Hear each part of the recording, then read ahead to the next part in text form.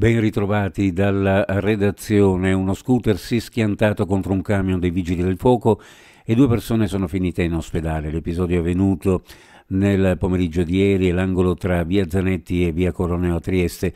Ad avere la peggio, le cui cause sono al vaglio della polizia locale nel Sinistro, intervenuta sul posto assieme ai sanitari del 118, un uomo di 58 anni e una ragazza di 12, padre e figlia.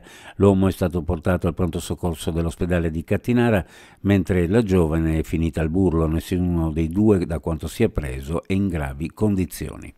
Un uomo di 35 anni di origini marocchine è stato accoltellato in un appartamento di via Romana a Monfalcone, Gorizia. L'aggressore è stato arrestato dalla polizia con l'accusa di lesioni gravi. La vittima è riuscita a scappare in strada. L'uomo, soccorso dal 118, è stato trasportato dapprima all'ospedale locale di San Polo e poi a quello di Cattinara, Trieste, dove è stato ricoverato in prognosi riservata.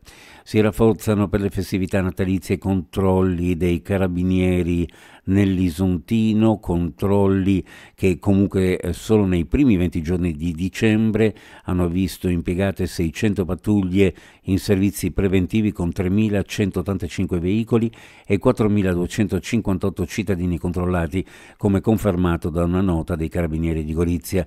Diverse le sanzioni rilevate per violazione al codice della strada.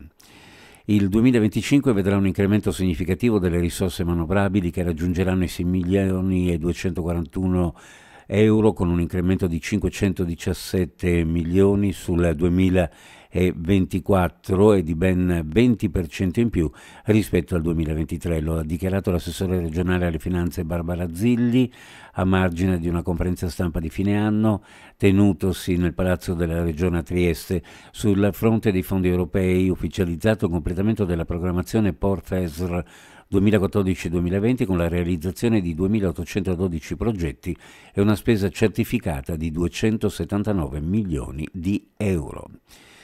Uno sguardo alle previsioni meteorologiche per la giornata: cielo in genere sereno, poco nuvoloso.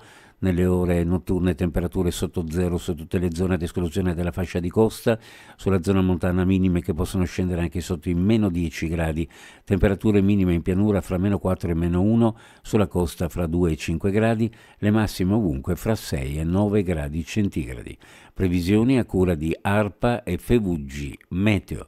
Ed è tutto per il momento, grazie per averci seguito, a più tardi.